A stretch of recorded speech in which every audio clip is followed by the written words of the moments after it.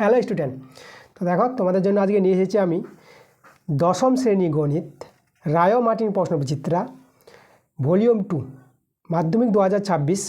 তোমরা এবছরে মাধ্যমিক 2026-এ তোমরা মাধ্যমিক পরীক্ষা দিবা। তো এবছর তোমাদের পরীক্ষা ভালো হতে চলেছে, কারণ তোমাদের পাশে প্রদীপ স্যার আছে। আমি তোমাদের অঙ্ক শেখাচ্ছি, আর অঙ্কতে কোনো ভয় নাই, তোমরা সব অঙ্কের সমাধান এবার করতে পারবা। ঠিক আছে? তো আমার ক্লাসগুলো তোমাদের মনোযোগ সহকারে দেখতে হবে। তো চলো, আজকে যে আমরা মডেল সেটটা নিয়ে এসেছি তোমাদের জন্য, আজকে হচ্ছে মডেল সেট 10 নম্বর। এর আগের 1 থেকে 9 নম্বর মডেল সেট দেওয়া হয়েছে। আচ্ছা, তোমাদের বলি যে 9 নম্বর মডেল সেটটা আমি তোমাদের লাইভ ক্লাসে দিয়েছি। তো যাই হোক, প্রথমবার লাইভ ক্লাসে এসেছিলাম বলে ক্লাসটা অতটা ভালো হয়নি। তো মানে একটু থেমে হয়ে গেছে জিনিসটা, স্কিপ হয়ে গেছে আমার।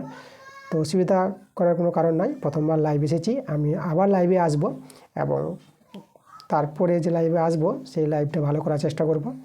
আচ্ছা, যাই হোক, তো আজকে যে মডেল সেটটা আমরা দিচ্ছি, তো এই মডেল সেট 10 নম্বর মডেল সেটটা দেখো, আমরা এই প্রশ্নগুলোতে চলে যাবো। তো চলো, আমরা দেরি করবো না, তো আজকের ক্লাসে যে প্রশ্নগুলো আছে আমরা দেখে নিই। চলো, তো 1 নম্বর প্রশ্নটা দেখো আমাদের কি বলছে। তো এখানে বলছে সরল সুদের ক্ষেত্রে দ্বিতীয় বছরের সুদ, তো দ্বিতীয় বছরের সুদ তৃতীয় বছরের সুদের কি অসমান হয়? দেখো, সরল সুদের ক্ষেত্রে এই যে দ্বিতীয় বছরের সুদ মানে প্রত্যেক বছরের সুদ সমান হয়। এখানে দ্বিতীয় বছরের সুদটা তৃতীয় বছরের সুদের সঙ্গে সমান হবে, চতুর্থ বছরের সুদের সঙ্গে সমান হবে, যে কোনো বছরের সঙ্গে সমান হবে। প্রতি বছর সুদের পরিমাণটা একই থাকে সরল সুদের ক্ষেত্রে, কিন্তু এটা। আর চক্রবৃদ্ধি সুদের ক্ষেত্রে প্রতি বছর সুদের পরিমাণটা বৃদ্ধি পায়। ঠিক আছে? মানে প্রথম বছরের সুদ যা হবে, দ্বিতীয় বছরের সুদটা বেশি হবে চক্রবৃদ্ধি সুদের ক্ষেত্রে, কিন্তু সরল সুদের ক্ষেত্রে সুদের পরিমাণটা প্রতি বছর সমান থাকে। তাহলে এখানে দেখো আমাদের কোনটা অপশান হবে। তাহলে সরল সুদের ক্ষেত্রে দ্বিতীয় বছরের সুদটা প্রথম বছরের সুদের সমান হবে, মানে প্রথম বছরের সুদ যা দ্বিতীয় বছরের সুদ তাই হবে সরল সুদের ক্ষেত্রে, কিন্তু এটা। তাহলে অ্যান্সারটা হবে আমাদের ডি নাম্বার। আচ্ছা, তাহলে এবার দেখো আমরা চলে যাবো 2 নম্বর প্রশ্নে। 2 নম্বর প্রশ্নে দেখো আমাদের ভেদ আছে, আমরা 3টি ভেদ দেখতে পাচ্ছি, একটা ভেদ ভেদ ভেদ। তো বলছি এখানে 3টি ভেদ ধ্রুবকের সমষ্টি আমাদের কত হবে। তো এখানে 3টি ভেদ আছে, তো আমরা প্রথমে করবো কি, 3টি ভেদকে আমরা দেখো ভেদ তুলে দেব। ভেদ যখন তুলব তখন আমাদের ভেদ ধ্রুবক আসবে, আর সেই ধ্রুবকগুলোর সমষ্টি বের করতে বলেছে। তো চলো আমরা প্রথমে যে আমাদের দেওয়া আছে দেখো y - z, আমরা এখান থেকে যে ভেদ তুলে দিই, তাহলে এটা দেখো তো সমান সমান আর একটা ধ্রুবক চলে আসবে, ধ্রুবক k1 নিয়ে নিলাম, আর নিচে x আছে 1 দিলাম না, 1 × k1 হয়ে গেল আমাদের। তাহলে দেখো প্রথম ভেদকে তুলে দিয়ে এভাবে কিন্তু আমাদের আসবে। আচ্ছা, পরের একটা ভেদ আছে, দেখো এখানে আছে আমাদের z - x সমান সমান করে দেবো, এখানে ভেদটা তুলে দেবো, তাহলে এখানে আসবে k2/y। তারপর আরেকটা ভেদ আছে x - y সমান সমান k3/z। দেখো আমরা ভেদ তুলে দিলাম সব জায়গা থেকে। আর এখানে দেখো তোমাদের বলি k1 k2 k3 এরা হচ্ছে অশূন্য ভেদ ধ্রুবক, পাশে কিন্তু তোমরা উল্লেখ করে দিবা। এবার আমাদের যখন ভেদ ধ্রুবকের সমষ্টি বের করতে হবে, তাহলে আমরা যে ধ্রুবকগুলির মান বের করে নেব, k1 বের করব, k2 বের করব আর k3 বের করব। তো এখান থেকে যে k1 বের করি, তাহলে এক্সটা বর্জগুণ করে দাও, তাহলে এখানে xy - xz k1 কমা, আর এখানে k2 বের করলে পরে তাহলে এটা y দিয়ে গুণ করে দেবো, yz - xy সমান সমান k2 কমা, আর এখানে z দিয়ে গুণ করে দাও, zx - yz সমান সমান k3। দেখো k1 k2 k3 মান বের করে নিয়েছি। এবার সমষ্টি করতে বলেছে ধ্রুবকগুলির, তা দেখো সমষ্টি বলতে k1 plus k2 plus k3, এই যে ভেদ ধ্রুবক 3টির সমষ্টি। তা আমরা যোগ করি, k1 এর জায়গায় দেখো এই যে k1 এর মানটা বসাবো, xy - xz, ঠিক আছে, প্লাস এবার k2 আছে, তো k2 এর মান যেটা এখানে বসিয়ে দিই, k2 এর মানটা আছে yz - xy প্লাস, আর k3 এর মানটা আছে এই যে zx - yz, zx - yz। আচ্ছা, তাই এবার দেখো তো আমরা এখানে এই যে সরলটা দেখো, এখানে প্লাস xy আছে মাইনাস xy কেটে যাচ্ছে, মাইনাস xz প্লাস এই যে xz আর zs একই, ঠিক আছে, এটা কেটে গেল। আর এটার সঙ্গে দেখো এটা মিলে যাচ্ছে, এটার সঙ্গে এটা কেটে গেল। তা দেখো এখানে সব কেটে গেছে বলে 0। তা ভেদ ধ্রুবক তিনটির সমষ্টি আমরা কত পেলাম? 0 পেয়ে গেলাম। তা দেখো 0 বলতে অ্যান্সারটা আমাদের এ নাম্বার। 3 প্রশ্নটা, এখানে দেখো একটি বৃত্তের ব্যাসার্ধ 5 সেমি দেওয়া আছে। কেন্দ্র থেকে জের দূরত্ব 3 সেমি হলে জেটির দৈর্ঘ্য কত হবে? দেখো প্রশ্নটা বলেছে আমাদের এইভাবে। তা আমরা ছবিটা তৈরি করি, ছবি তৈরি করলে প্রশ্নটা ভালো বোঝা যায়। আচ্ছা, এখানে আমাদের একটা বৃত্তের কথা বলেছে, এই যে আমাদের বৃত্ত, আর এখানে একটা জে বলেছি, আমি একটা জে নিয়ে নিলাম, যে নাম এ বি নিলাম, এখানে আমাদের কেন্দ্রবিন্দু। এবার দেখো কেন্দ্র থেকে জের দূরত্ব, কেন্দ্রের নাম ও দিলাম, কেন্দ্র থেকে জের দূরত্ব আমরা পি নাম দিয়ে দিলাম, ওপি। ঠিক আছে, তাহলে যে ওপি বলে দিয়েছে আমাদের 3 সেমি, আর ব্যাসার্ধ বলেছে দেখো বৃত্তের ব্যাসার্ধ মানে ওএ, এই যে ওএ যোগ করবো, বৃত্তের ব্যাসার্ধ হচ্ছে 5 সেমি। তার আমাদের জেটির দৈর্ঘ্য মানে এ বি দৈর্ঘ্য বের করতে বলেছে, এখানে আমাদের এ বি বের করতে হবে। এ বি কত? দেখো এ বি আমরা পেয়ে যাবো সহজে। প্রথমে তো আমরা এপি পাবো। আচ্ছা দেখো কীভাবে, লক্ষ্য করো, এটা তো আমাদের এটা লম্ব হবে, যে ওপিটা এবির উপর লম্ব, যেহেতু এখানে দূরত্ব বলেছে, এটা লম্ব দূরত্ব হবে সবসময়, মনে রাখবা। আচ্ছা, এটা যে লম্ব যদি হয়, তাহলে দেখো আমাদের যে উপপাদ্যটা আছে ক্লাস 10-এর, যে ব্যাস নয় এইরূপ কোনো জের উপরে, যে এপিটা জে আছে এটা ব্যাস নয়, তো ব্যাস নয় এইরূপ কোনো জের উপর কেন্দ্রগামী লম্ব সরলরেখা সেই জেটিকে সমদ্বিখণ্ডিত করবে। মানে এখানে এপি সমান সমান পিবি হয়ে যাবে। ঠিক আছে, বা এখানে লিখতে পারবো আমরা এবি সমান সমান 2AP, এই যে এটা আমরা করতে পারবো, মানে এবি এর অর্ধেক এপিটা। ঠিক আছে, তাহলে এপির ডবল হবে এবি। আচ্ছা, এবার লক্ষ্য করো, তাহলে এপির মানটা আমাদের বের করতে হবে এখান থেকে। এখন সমকোণী ত্রিভুজের দুটি বাহুর মান জানা আছে, তাই যে 3 নম্বর বাহুটা এপি, এটা আমরা পেয়ে যাব। সমকোণী ত্রিভুজের যে সূত্র, দেখো এখানে সমকোণ ত্রিভুজ, এই কোণটা হচ্ছে সমকোণ, তাহলে ও এটা হবে অতিভুজ। তা আমরা জানি যে অতিভুজ স্কোয়ার সমান সমান এপিটা ভূমি নিয়ে নিলাম, ভূমি স্কোয়ার প্লাস লম্ব স্কোয়ার, সমকোণী ত্রিভুজের এটা ধর্ম। অতিভুজ স্কোয়ার সমান সমান ভূমি স্কোয়ার প্লাস লম্ব স্কোয়ার, এই যে সমকোণী ত্রিভুজটা আছে এই ওপি, এই ত্রিভুজ থেকে আমরা বললাম। আচ্ছা চলো মানগুলো বসাও।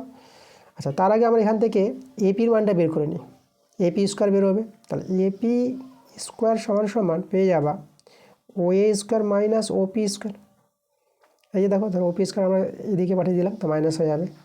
এবার এখানে মান বসাও, ওএ আছে 5, 5-এর স্কোয়ার, আর ওপি আছে 3, 3-এর স্কোয়ার, 5-এর স্কোয়ার 25, 3-এর স্কোয়ার 9, তাহলে বিয়োগ করে 16 পেয়ে যাবা। এপি স্কোয়ার যদি 16 হয়, তাহলে এপি কত পেয়ে যাবো আমরা? তাহলে এপি পেয়ে যাব আমরা 16-এর বর্গমূল 4 পেয়ে যাব। আচ্ছা, এপি যদি 4 পাই, তাহলে আমরা এবি পেয়ে যাব।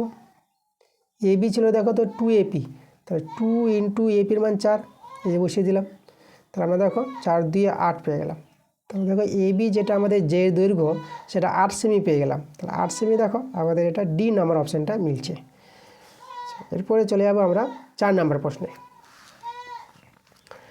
দেখো 4 নম্বর প্রশ্নটা আমাদের কি বলছে, বলছে 25 মিটার দূরের কোনো স্তম্ভের উন্নতি কোণ 45 ডিগ্রি হলে স্তম্ভটির উচ্চতা হবে।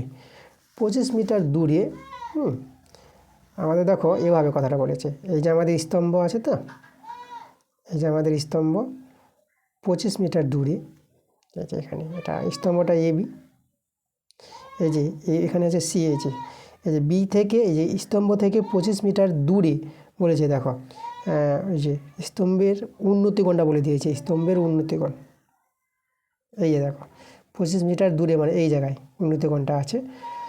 তা 25 মিটার দূরে বলতে বিসিটা কিন্তু আমাদের এখানে 25 আছে, আর উন্নতিকোণটা কত বলেছে, এই কোণটা আমাদের বলেছে 45 ডিগ্রি বলে দিয়েছে। ওকে, তাহলে আমাদের স্তম্ভটির উচ্চতা মানে এবি বের করতে বলেছে। তা দেখো এবি আমরা পেয়ে যাব, আমরা এই কোণের সাপেক্ষে আমরা tan 45 ডিগ্রি, যেটা এই কোণের সাপেক্ষে tan 45 ডিগ্রি হবে। tan হচ্ছে লম্ব বাই ভূমি, লম্ব আর ভূমির অনুপাতটাকে বলা হয় tan বলা হয়। তাহলে tan 45 ডিগ্রি বলতে লম্ব বাই ভূমি এবি বাই ভূমি বলতে বিসি। এখানে মনে করবা, তোমাদের মনে রাখতে হবে যে এই কোণের সাপেক্ষে ভূমি বিসি আর লম্ব এবি। যদি এই কোণের সাপেক্ষে বলতো, তাহলে এই কোণের সাপেক্ষে ভূমি তখন এবি হয়ে যেত।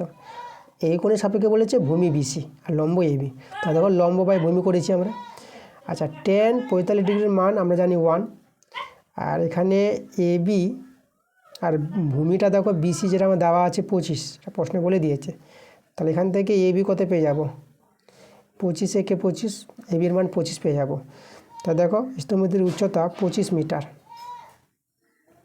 25 মিটার পেয়ে গেলাম। আমরা অপশান দেখে নেব। আমাদের দেখো অপশান এ নাম্বারই মিলছে, অ্যান্সারটা এ নাম্বার। 5 প্রশ্নটা দেখো, 5 প্রশ্নটা আমাদের বলেছে একটি গোলকের অন্তর্লিখিত ও পরিলিখিত ঘনকের আয়তনের অনুপাত বের করতে বলেছে আমাদের। আচ্ছা ভালো প্রশ্ন। দেখো আমাদের এখানে প্রশ্নটা বুঝতে হবে ভালো করে। দেখো প্রথমে যেটা আমি বলবো তোমাদের এখানে আমাদের বলেছে গোলক বলেছে।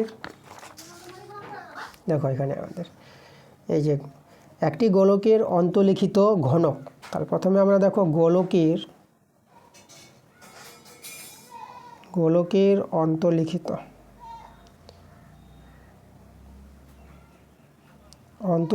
ঘনক।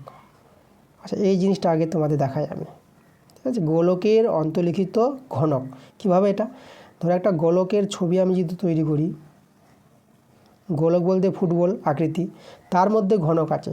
আচ্ছা গোলকের মধ্যে ঘনকটা আমি জাস্ট এভাবে দেখিয়ে দিই তোমাদের, মানে একটা তোল দেখিয়ে দিলাম ঘনকের একটি তোল বর্গক্ষেত্র, একটা তোল দিয়ে বুঝিয়ে দিলাম। এটা হচ্ছে আমাদের কি, যে ঘনক আছে গোলকের মধ্যে ঘনক। আচ্ছা এখানে আমরা দেখো এই যে ঘনকের একটি তোলের যে কর্ণদৈর্ঘ্য, এটা ঘনকের কর্ণদৈর্ঘ্য নিয়ে নিলাম এটা, ওকে। আর এখানে এটা গোলকের কেন্দ্রবিন্দু, আর এটা যেহেতু আমরা এটা নাম দিয়ে দিই ওপি, তাহলে যে ওপি গোলকের ব্যাসার্ধ আমরা আর ধরে নিলাম, ওকে। গোলকের ব্যাসার্ধ আর, তাহলে এখানে আমরা লিখব ধরি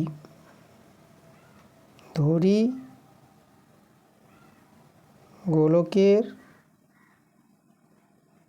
ব্যাসার্ধ আর ধরে নিলাম। তাহলে গোলকের ব্যাসার্ধ যদি আর হয়, তাহলে এখানে দেখো গোলকের ব্যাস পেয়ে যাব। তাহলে অতএব গোলকের ব্যাস পেয়ে যাব 2r। আচ্ছা ব্যাসটা কেন বের করলাম, দেখো তোমরা এখানে তোমাদের জানতে হবে এখানে গোলকের ব্যাসটা এদিকে যদি আমরা কিউ নাম দিয়ে দিই, যে পি কিউটা, গোলকের ব্যাস সমান সমান ঘনকের কর্ণের দৈর্ঘ্যের সঙ্গে সমান হবে, যেটা ঘনকের কর্ণের দৈর্ঘ্য হবে, ঠিক আছে। ছবিটা কিন্তু দেখো এখানে আমরা সমতলে তৈরি করেছি বলে বুঝতে পারছো না, কিন্তু আমাদের যদি 3D পিকচারে তোমাদের দেখানো হয় তো তোমরা ধরতে পারবা জিনিসটা, কল্পনার মাধ্যমে তোমাদের জানতে হবে যে এই যে আমাদের এটা ঘনকের কর্ণের দৈর্ঘ্য এটা হবে, ওকে। তো গোলকের ব্যাস যেটা হয় ঘনকের কর্ণের দৈর্ঘ্য সেটাই হয়। তাহলে আমরা এখানে বলে দেবো এখানে, ঠিক আছে, এখানে আমরা লিখব যে গোলকের ব্যাস সমান সমান ঘনকের কর্ণের দৈর্ঘ্য, বা এখানে বলবো যে ঘনকের কর্ণের দৈর্ঘ্য সমান সমান গোলকের ব্যাস।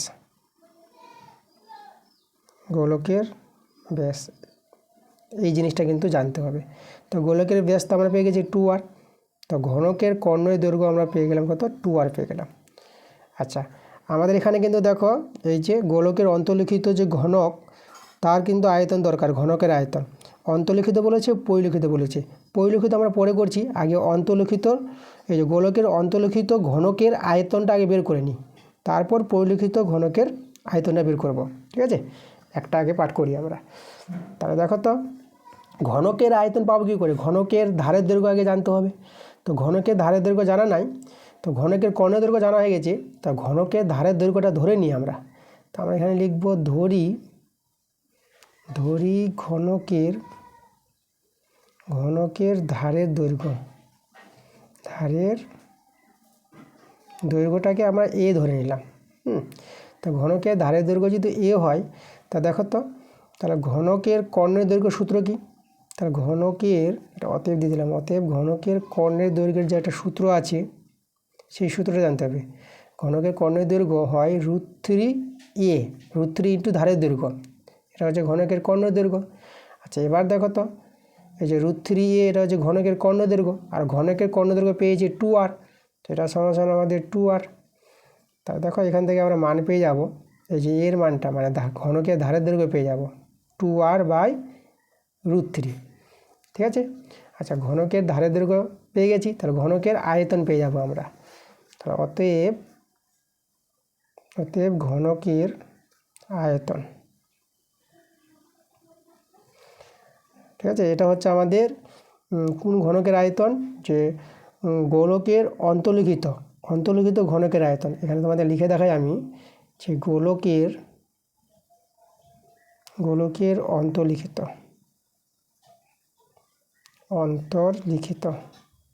এই যে দেখো আমি লিখে দিলাম যে গোলকের, অতএব গোলকের অন্তর্লিখিত ঘনকের আয়তন। এটা কত পাবো আমরা দেখো তো, এই যে ধারের, এই যে ঘনকের আয়তনের সূত্র যেটা ধারের কিউব, যেটা ধার পাবা, ঠিক আছে। ধার বলতে ঘনকের বাহু দৈর্ঘ্য, আর ঘনকের ধারগুলো সমান হয়, তো ঘনকের যে আয়তনের সূত্র ধারের কিউব, মানে যেটা বাহু হবে না তার হোল কিউব করে দেবো। এই যে দেখো এটা হচ্ছে ঘনকের আয়তন। আচ্ছা, এখানে এককগুলো আমি দিইনি, ঘন একক, যা একক থাকবে তা দিতে হবে। যদি সেমি থাকে তো ঘন সেমি, মিটার থাকলে ঘন মিটার। আচ্ছা, তাহলে আমরা এটাকে সরল করে নিই আমরা।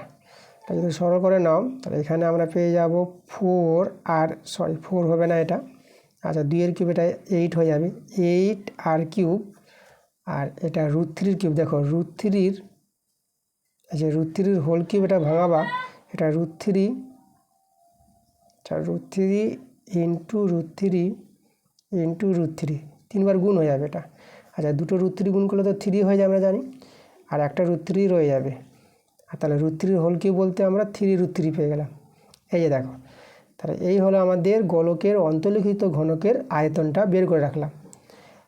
তারপরে আমরা গোলকের পরিলিখিত ঘনকের আয়তনটা বের করব, পরিলিখিত। তো চলো এবার আমরা দেখাবো গোলকের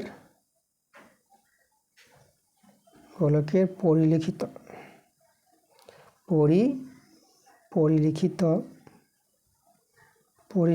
ঘনক।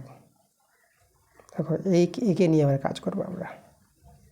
এই যে দেখো, তার আগে ছবিটা তৈরি করি, গোলকের পরিলিখিত ঘনকটা কীরকম দেখতে হবে। তাহলে এখানে প্রথমে আগে ঘনকের ছবিটা আগে তৈরি করে নিই, তারপর সুবিধা হবে। দেখো আমরা একটা ঘনকের ছবি তৈরি করছি। ঘনকের ছবিটা তোমরা দেখো, আগে একটা বর্গক্ষেত্রের তল তৈরি করে নাও, ঠিক আছে। এই যে আমাদের একটা বর্গক্ষেত্রের তল তৈরি করলাম, এখানে আর একটা বর্গক্ষেত্রের তল তৈরি করে নাও। এই যে আমাদের এদিকে যোগ করে দাও, এদিকে যোগ করে দাও। এই যে আমাদের দেখো আমরা ঘনক তৈরি করে নিয়েছি। এবার এই ঘনকের মধ্যে গোলক তৈরি করব, তাই না। এই যে গোলকের পরিলিখিত ঘনক, মানে গোলকটা ভিতরে থাকবে, গোলকটাকে ঘিরে নিয়ে যে ঘনকটা, তা দেখো যে গোলকটা হবে না ভিতরে, সেটা এইভাবে হবে, একদম এই ধারগুলোকে স্পর্শ করবে।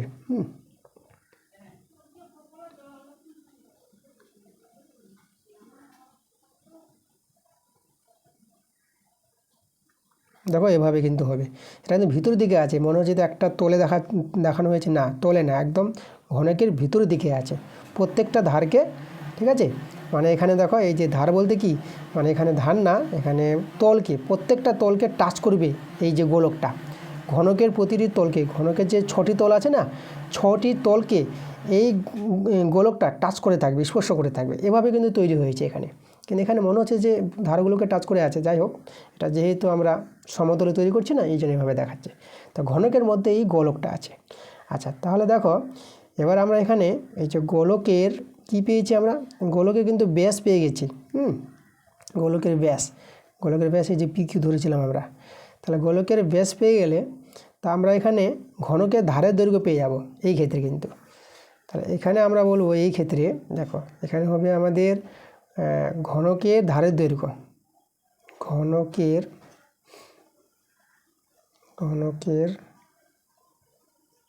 ধারের দৈর্ঘ্য সমান সমান গোলকের ব্যাস,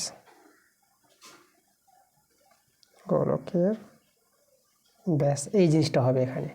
তাহলে গোলকের ব্যাস আমরা কিন্তু পেয়েছি এর আগে 2r, একই তো গোলক, সেই গোলকেরই কথা বলছে, হ্যাঁ। তো গোলকের ব্যাস হচ্ছে 2r। তা ঘনকের ধারের দৈর্ঘ্য পেয়ে গেলাম। তো ঘনকের ধারের দৈর্ঘ্য পেয়ে গেলে ঘনকের কি পেয়ে যাবো আমরা, আয়তন পেয়ে যাব। তাহলে লিখব ঘনকের আয়তন। দেখো এখানে সহজেই আমরা আয়তনটা পেয়ে গেলাম। তাহলে ঘনকের আয়তনের সূত্র হচ্ছে ধারের কিউব, এই যে দেখো ধারের কিউব, ওকে। তো এটা যদি আমরা কিউবটা ভেঙে নিই, এটা কিউব আছে আমাদের, তো 2 এর কিউব আমরা জানি কত 8, আর এখানে আর কিউব বলতে আর এর কিউব। এই দেখো আমরা এই যে এটা পেয়ে গেলাম গোলকের পরিলিখিত ঘনকের আয়তন। এখানে আমরা লিখব গোলকের, কথাটা একটা উল্লেখ করে দিই, গোলকের পরিলিখিত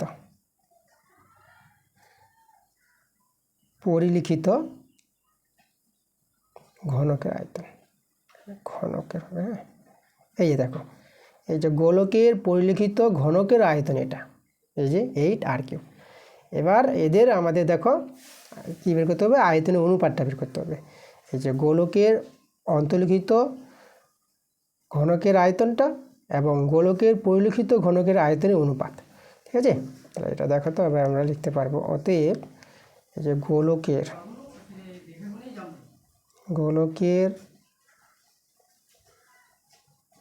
অন্তর্লিখিত ও পরিলিখিত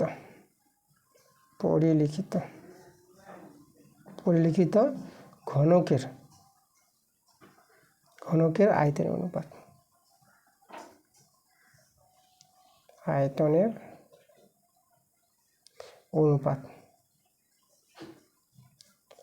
দেখো। তো প্রথমে অন্তর্লিখিত ঘনকের যে আয়তনটা বের করে গেছি, এই যে দেখো 8 আর কিউব বাই 3√3। তো এটা আগে লিখবো, তারপর লিখবো 8 আর কিউব বাই 3√3 ইজ টু, আর পরিলিখিত ঘনকের যে আয়তনটা এই যে 8 আর কিউব।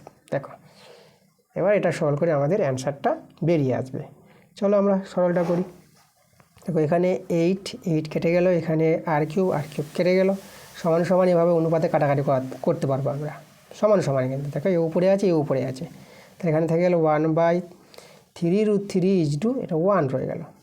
এবার আমরা কি করবো, এখানে দেখো একটাই তো হর আছে, এই হরটা দিয়ে গুণ করে দাও, তাহলে পূর্ণ সংখ্যা চলে আসবে। দেখো তাহলে 1:3 এই যে দেখো আমাদের অনুপাতটা চলে এসেছে। এই যে গোলকের অন্তর্লিখিত ও পরিলিখিত ঘনকের আয়তনের অনুপাত 1:3√3, এটা কিন্তু আমাদের অ্যান্সার। চলো আমরা অপশানটা দেখে নিই। আমরা যদি অপশানটা দেখি, তা আমাদের দেখো এই যে দেখো যেটা বলেছে, একটি গোলকের অন্তর্লিখিত ও পরিলিখিত ঘনকের আয়তনের অনুপাত হবে, সেটা আমরা পেয়েছি সি নাম্বার অপশানে পেয়েছি। দেখো এই যে 1:3√3, এটা আমাদের অ্যান্সার।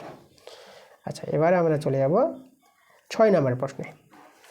দেখো 6 নম্বর প্রশ্নটা আমাদের কি বলছে, প্রথম 10টি স্বাভাবিক সংখ্যার গড় এ এবং মধ্যমা এম হলে এই সম্পর্কটি হবে কি হবে।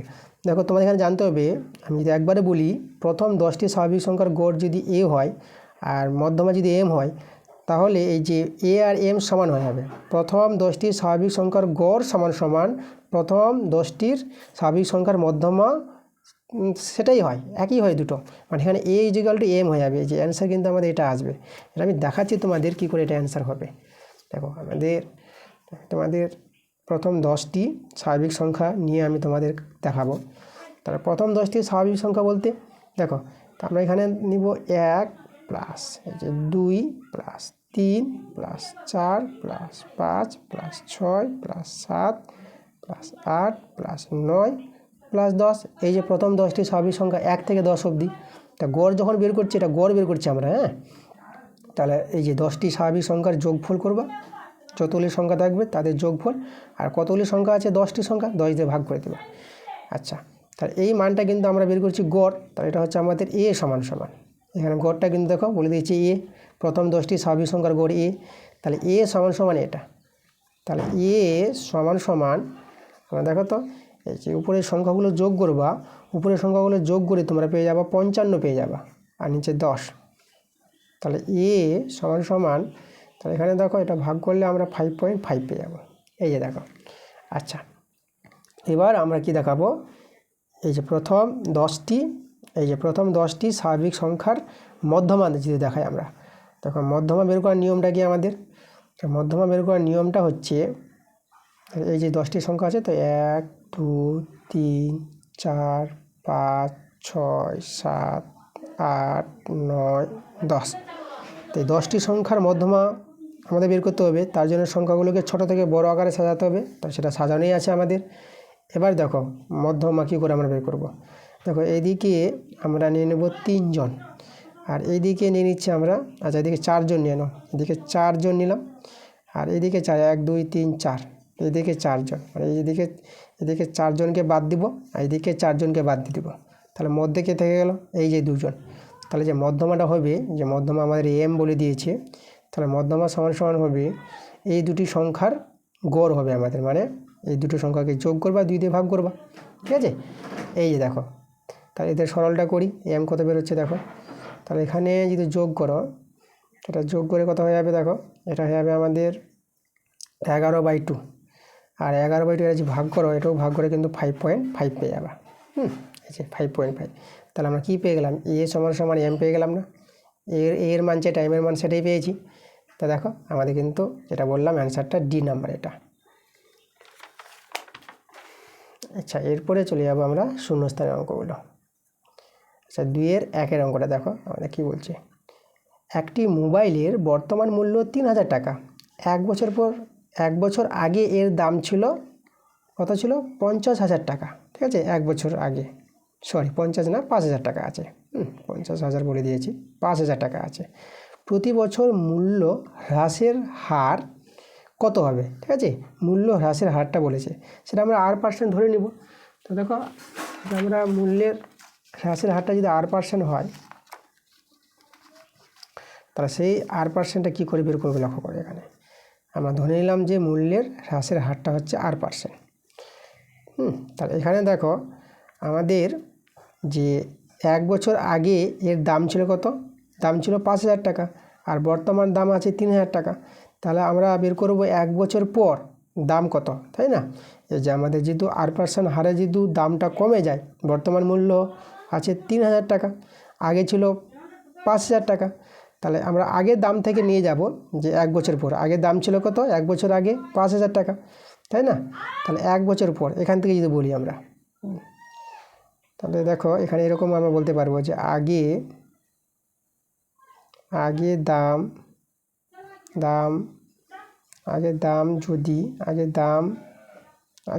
যদি 5,000 টাকা হয় তবে 1 বছর পর, এই যে 1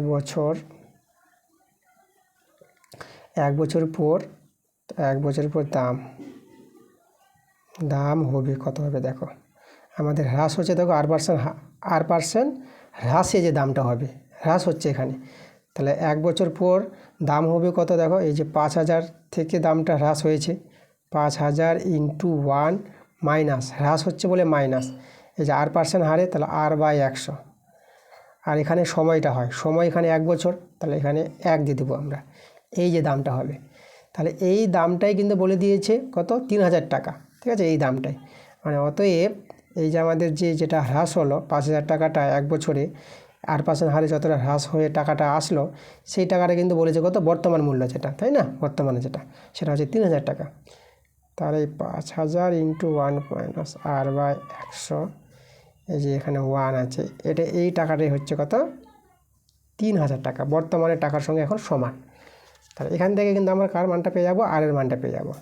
তো দেখো আমরা R এর মানটা সরল করে আমরা বের করে নিচ্ছি। তাহলে এখানে 3টা শূন্য কেটে দিলাম।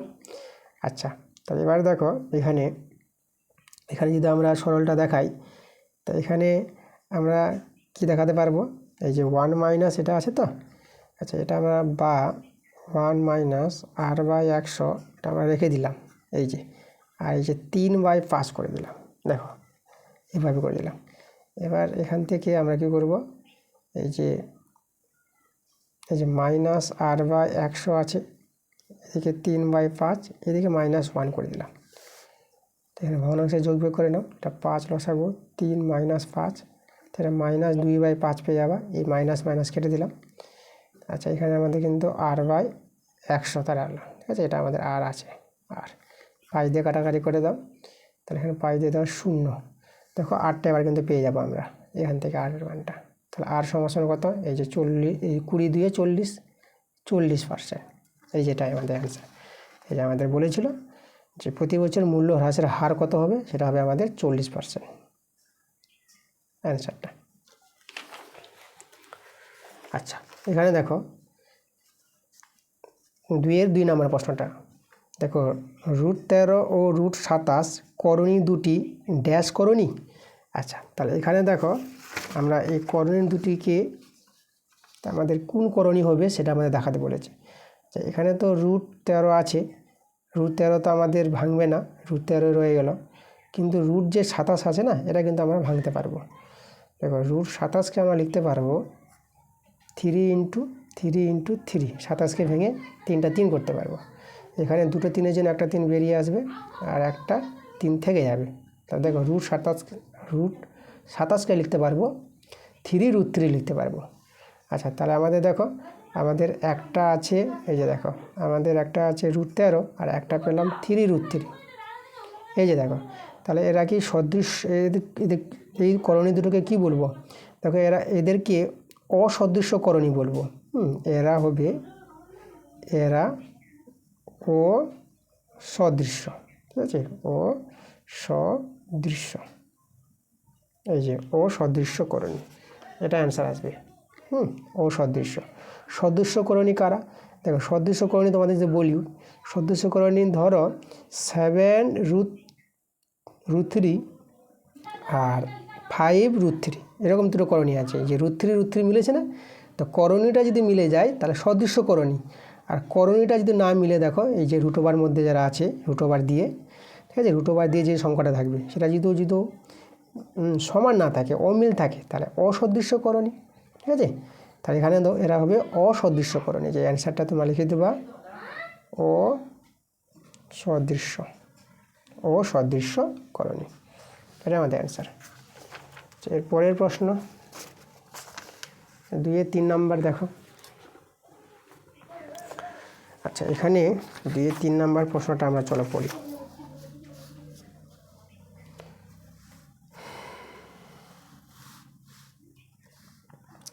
এই যে দেখো, এখানে বলছে দুটি বৃত্ত পরস্পরকে স্পর্শ করলে স্পর্শ বিন্দু ও কেন্দ্র দুটি ড্যাশ হবে। তো দেখো তোমাদের ছবি এঁকে বোঝাচ্ছি আমি। দুটি বৃত্ত পরস্পর স্পর্শযুক্ত করে, এই যে আমাদের একটা বৃত্ত আর একটা বৃত্ত দেখো এভাবে স্পর্শ করেছে। তাহলে দেখো লক্ষ্য করো, এই যে আমাদের এখানে কেন্দ্রবিন্দু, এই একটা বিন্দু, আর এই যে আমাদের একটা কেন্দ্রবিন্দু এখানে স্পর্শ করেছে আমাদের, ঠিক আছে। এটা ধরো আমাদের পি বিন্দু, এই কেন্দ্র এ বিন্দু, আর এই কেন্দ্র আমরা বি বিন্দু নিয়ে নিলাম। তাহলে তোমাদের জানতে হবে দুটি বৃত্ত যদি পরস্পর স্পর্শ করে পি বিন্দুতে, তাহলে এই যে স্পর্শ বিন্দুটা এবং কেন্দ্র দুটি কি একই রেখার উপর থাকবে, মানে সমরেখা হবে, এরা হবে সমরেখা। এইভাবে রেখাটা যে পাবো একটা সরল রেখাংশ পেয়ে যাব, ঠিক আছে। একটাই রেখার পর 3টি বিন্দু অবস্থান করবে, সমরেখা হবে। এই যে স্পর্শবিন্দু, এই যে স্পর্শবিন্দু আর কেন্দ্র দুটি, এই কেন্দ্র দুটি কী হবে? সমরেখা হবে। তাহলে অ্যান্সারটা হবে সমরেখা, ঠিক আছে। একটা সরলরেখার পর 3টি বিন্দু, তাকে বলা হয় সমরেখা বিন্দু। এটা আমাদের অ্যান্সার। 4 নম্বর প্রশ্ন। 4 নম্বর প্রশ্নটা সহজেই বলেছে। দেখো এখানে এই যে আমাদের দেওয়া আছে x sin 30 ডিগ্রি সমান y cos 45 ডিগ্রি হলে x = y কত হবে? তাহলে x * sin 30 ডিগ্রির মান আমরা জানি 1/2 সমান y * cos 45 ডিগ্রির মান আমরা জানি 1/√2। আচ্ছা, তাহলে এটা সরল করি আমাদের দেখো x = y চলে আসবে এখান থেকে। আচ্ছা, আমরা এক কাজ করি, আমরা বর্গমূল করে নিই, মানে এটাকে যদি তোমাদের একটু সাজিয়ে লিখি, এটা x/2 লিখতে পারবা, এটা y/√2 লিখতে পারবা। এখানে বর্গমূল করলে এটা হবে √2x, এটা হবে 2y। আচ্ছা, এখানে আমরা x/y করে নিলাম, তাহলে এখানে তোমরা y না হবে, এটা হবে 2/√2 হবে। এই যে দেখো 2/√2। তাহলে আমরা কি করব এখন? আমরা এখানে হর কোঅর্ডিনেশন করে নিচ্ছি। দেখো হর কোঅর্ডিনেশনটা কী জিনিসটা? হর কোঅর্ডিনেশন এভাবে তোমরা করতে পারবা। এই যে এখানে দেখাচ্ছি আমি, এই যে 2/√2 আছে না, এই যে হরে √2 আছে, মানে হরে √2 আছে, তো √2 দিয়ে গুণ করবা উপর নিচে এভাবে, ঠিক আছে। তাহলে দেখো, আচ্ছা এই দিকে আছে আমাদের x/y, আমরা বসিয়ে দিই। তাহলে x/y সমান উপরে 2√2, আর নিচে দেখো √2 গুণ করে 2 হয়ে যায়, এটা মনে রাখবা, √2 2 হয়ে যাবে। আচ্ছা, এটা কেন হয় তোমাদের এখানে দেখাচ্ছি আমি। দেখো √2 ইন্টু √2, 2 কেন হয়? দেখো করণের গুণ আমরা করব। করণের গুণ হচ্ছে এই যে দুটো গুণ করব, তো 2 ইন্টু 2, করণের মধ্যেরগুলো ভিতরেরগুলো গুণ হয়ে যায় এইভাবে। আর দুটো 2 তাহলে তো একটা 2 বেরিয়ে আসবে, এই যে আমাদের বর্গমূল যেটা, তার জন্য √2 গুণ করে 2 হয়ে যায়। এই 2 আর 2 কেটে দিলাম। তাহলে আমাদের দেখো এই যে x/y সমান সমান উপরে √2, নিচে কিছু নাই তো 1 দিয়ে দাও। তাহলে এবার আমরা এখান থেকে x/y করে নেব। তাহলে x/y কত হবে? তাহলে √2/1 হবে। দেখো তাহলে x/y এর মানটা √2/1, এটা কিন্তু আমাদের অ্যান্সার। আমরা যেখানে পেয়ে গেলাম √2/1 পেয়ে গেলাম, 2 আছে এটা। 5এর প্রশ্নটা এবার করাবো আমরা। দেখো এখানে আমাদের 5এর প্রশ্নটা বলেছে একটি শঙ্কুর ভূমির অর্ধ পরিসীমা দেওয়া আছে p একক এবং তির্যক উচ্চতা l একক হলে বক্রতলের ক্ষেত্রফল আমাদের চেয়েছে। আচ্ছা দেখো এখানে শঙ্কুর ভূমির অর্ধ পরিসীমা, তাহলে এখানে যদি আমরা শঙ্কুর ভূমির ব্যাসার্ধ যদি r ধরে নিই, এই যে শঙ্কুর ভূমির ব্যাসার্ধ আমরা যদি r ধরে নিই, তাহলে দেখো অর্ধ পরিসীমা কি? শঙ্কুর ভূমির পরিসীমা 2πr। দেখো শঙ্কুর ছবিটা এইভাবে হয়, আমি তোমাদের একটু দেখাই ছবিটা। আচ্ছা যাই হোক, ছবিটা খারাপ হয়ে যাচ্ছে। এইভাবে একটা শঙ্কুর ছবি। শঙ্কুর যে ভূমিটা হয় না, সেটা কিন্তু বৃত্তাকার। এই যে দেখো, তাহলে এখানে ভূমির ব্যাসার্ধ যদি r হয়ে যায়, তাহলে এই বৃত্তের পরিধি 2πr। তাই বৃত্তের পরিধি 2πr হলে অর্ধ পরিসীমা মানে অর্ধ পরিধি, তো অর্ধ পরিধি কী হবে? অর্ধ পরিধি πr হবে, ঠিক আছে?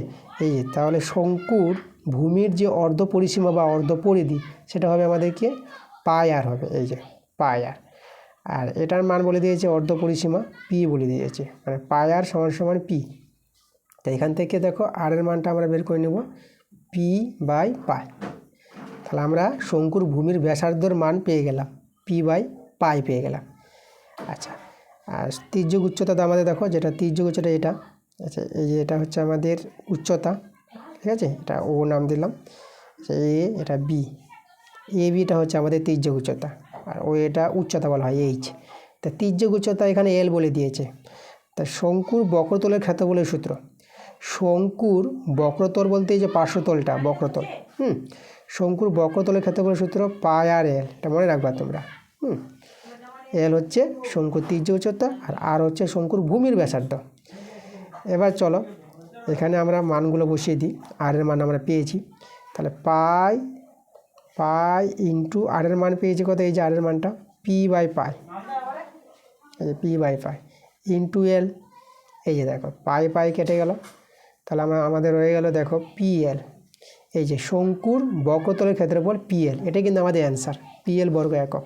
এখানে তাহলে বসিয়ে দেবো, এই যে বক্রতলের ক্ষেত্রফল হবে pl বর্গ একক। এবার চলে যাবো আমরা 6 নম্বর প্রশ্নে। দেখো 6 নম্বর প্রশ্নটা আমাদের কি বলতে চাইছে।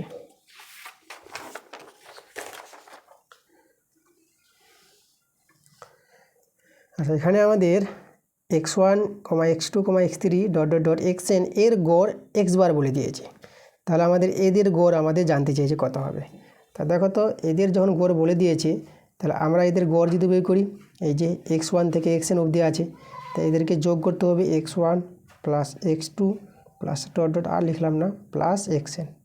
এই যে সবগুলোকে যোগ করে কতগুলো সংখ্যা আছে? 1 থেকে n, মানে nটি সংখ্যা আছে, তাহলে n দিয়ে ভাগ, এই যে গড়টা, এই গড়টা বলেছে কত? x বার বলে দিয়েছে। দেখো এর মানটা x বার। আচ্ছা তাহলে আমাদের এর গড়টা বের করতে হবে। আচ্ছা এর গড় বলতে, দেখো এর গড় বলতে আমি তোমাদের কথা দেখাই, এই জায়গায় দেখাচ্ছি দেখো। তাহলে এদের গড় বলতে এদেরকে যোগ করতে হবে। তাহলে এখানে এদের যদি যোগ করি ax1 plus b plus ax2 plus b plus, আচ্ছা দিয়ে দিলাম, সবগুলো আমরা লিখবো না, প্লাস শেষেরটা লিখবো, শেষেরটা আছে axn প্লাস বি, ঠিক আছে? আর বাই, ঠিক আছে, যে এদের গড় মানে যতগুলি আছে সংখ্যা বা রাশি, যতগুলি রাশি থাকবে তাদের যোগফল বাই, আর কতটি রাশি আছে সেটা নিচে। রাশি দেখো এখানে কটা আছে রাশি, এই যে একটা দুটা তিনটা করে কোটি থাকবে, দেখো এখানে এই যে x1 আছে না, এখানে একটা বুঝবে, এটা এখানে দুটা, তাহলে একটা থেকে দেখো n অবধি আছে, তাহলে nটি রাশি এখানেও আছে, তাহলে nটি যে রাশি আছে তাহলে n দিয়ে ভাগ করতে হবে, এটাই তো গড় আমাদের। চলো এটা আমরা সরল করে নিই। তাহলে দেখো এখানে যদি সরল করি, এখানে এই যে ax1 ax2 এদের যদি এক জায়গায় রাখি, তাহলে এখান থেকে আমরা a কমন নিতে পারবো, a কমন নিয়ে x1 plus x2 plus dot dot dot দিয়ে আমরা xn অবধি গেলাম। ওকে, আর এবার দেখো তো বি কটা আছে, একটা বি দুটা বি করতে করতে কতগুলো বি আছে এখানে, মানে এক থেকে শুরু করে n, তাহলে বি কিন্তু nটা বি আছে, তাহলে প্লাস nটা বি বলতে n বি লিখতে পারবো আমরা, তাই না। এই যে দুটা বি বলতে টু বি, বি বি যোগ করে টু বি, তিনটা বি থাকলে পরে তিনটা বি যোগ করে থ্রি বি, তাহলে nটা বি থাকলে পরে কত হবে, এন বি হবে। এই যে, আর নিচে আমাদের আবার ছিল কি, এন ছিল। আচ্ছা এবার দেখো তো এটাকে আমরা একটু সাজিয়ে লিখি, এখানে এটাকে সাজিয়ে আমরা এইভাবে লিখব, সমান সমান এখানে a into x1 plus x2 plus dot dot dot plus xn, আর নিচে আমরা এই যে এনটা এখানে দিয়ে দিলাম, আর এখানে যে এন বি ছিল তার নিচেও এন, মানে এনটা আমরা ভেঙে নিলাম, এনটা একবার এর সঙ্গে দিলাম আর এনটাকে এর সঙ্গে দিলাম, দেখো এটা ভগ্নাংশ যোগ বিয়োগ করো, এটাই ফিরে পাবা। আচ্ছা তাহলে দেখো এখানে যেটা আমরা করলাম, এর মানটা কিন্তু আমরা বের করে রেখেছি, এই যে এর মানটা কি, এর মানটা দেখো এক্স বার, এই যে তাহলে এর জায়গায় আমরা দেখো এই যে এই মানটা এর জায়গায় আমরা এক্স বার লিখে দিলাম, প্লাস এখানে এন এন কেটে দাও, তাই বি থেকে গেল, তাহলে প্লাস বি। দেখো এই যে রাশিটার গড়, এই যে এদের যে আমাদের গড়টা বের করতে বলেছিল সেটা পেয়ে গেলাম, এ এক্স বার প্লাস বি পেয়ে গেলাম, তাহলে অ্যান্সারটা আমরা এখানে লিখে দেবো এ এক্স বার প্লাস বি পেয়ে গেলাম, এই যে অ্যান্সার। এবার আমরা 3 প্রশ্নগুলোতে চলে যাব, সত্য মিথ্যা।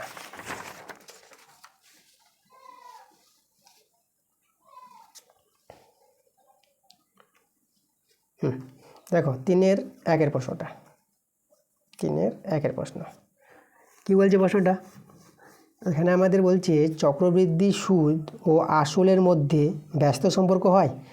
দেখো চক্রবৃদ্ধি সুদ আর আসলের মধ্যে এখানে ব্যস্ত সম্পর্ক হবে না আমাদের, কেন হবে না, কারণ এখানে দেখো চক্রবৃদ্ধি সুদের ক্ষেত্রে আসলটা প্রতি বছর বাড়ে আর চক্রবৃদ্ধি সুদও কিন্তু প্রতি বছর বাড়ে, ঠিক আছে, আসলও বাড়বে চক্রবৃদ্ধি সুদও বাড়বে, দুজনেই বাড়ে প্রতি বছর, তা দুজনেই বাড়লে তো সরল সম্পর্ক, এখানে ব্যস্ত সম্পর্ক বলে দিয়েছি, তাই না, তার জন্য এটা কী হবে, এটা অ্যান্সারটা মিথ্যা হয়ে যাবে, ঠিক আছে, এটা তোমাদের জানতে হবে। কারণ চক্রবৃদ্ধি সুদের ক্ষেত্রে আমরা জানি যে প্রথম বছরে যেটা আসল হবে দ্বিতীয় বছরে সেটা আসল থাকে না, সেটা প্রথম বছরের যে সুদটা পাওয়া যায় সেই সুদটা আবার দ্বিতীয় বছরের ক্ষেত্রে আসলের সঙ্গে যোগ হয়ে নতুন একটা আসল তৈরি হয়ে যায়, ঠিক আছে, তাহলে আসলের পরিমাণটা প্রতি বছর বাড়ছে, তাহলে আসল যখন বেড়ে যাবে দ্বিতীয় বছরে যদি আসল বেড়ে যায় তো দ্বিতীয় বছরের সুদটা দেখবা প্রথম বছরের সুদের চেয়ে দ্বিতীয় বছরের সুদটা কিন্তু বেশি হবে, আসলে যদি বেশি হয় তো সুদও তো বেশি হবে। এই জন্য দেখো চক্রবৃদ্ধি সুদের ক্ষেত্রে প্রতি বছর আসলের পরিমাণ বাড়ে এবং প্রতি বছর চক্রবৃদ্ধি সুদের পরিমাণও বেড়ে যায়, দুজনেই বাড়ে, আর দুজনেই বাড়লে সরল সম্পর্ক, ব্যস্ত বলেছিল বলে মিথ্যা। পরে চলে যাবো আমরা 2 নম্বর প্রশ্নে। আচ্ছা দেখো 3-2 নম্বরে কী বলেছে, বলতে একটা দ্বিঘাত সমীকরণ দেওয়া আছে, এই সমীকরণের একটি বীজ অপরটির অন্যান্য হলে পি সমান সমান 1 হবে। দেখো একটি বীজ অপরটির অন্যান্য, মানে একটা যদি আলফা হয় তাহলে অন্যান্য বলতে আলফার অন্যান্য 1/α, এরকম দুটি বীজ আছে, একটা আলফা হলে একটা 1/α, ঠিক আছে, একেই বলা হয় বীজ দুটি পরস্পর অন্যান্য, একটা আলফা হলে একটা 1/α।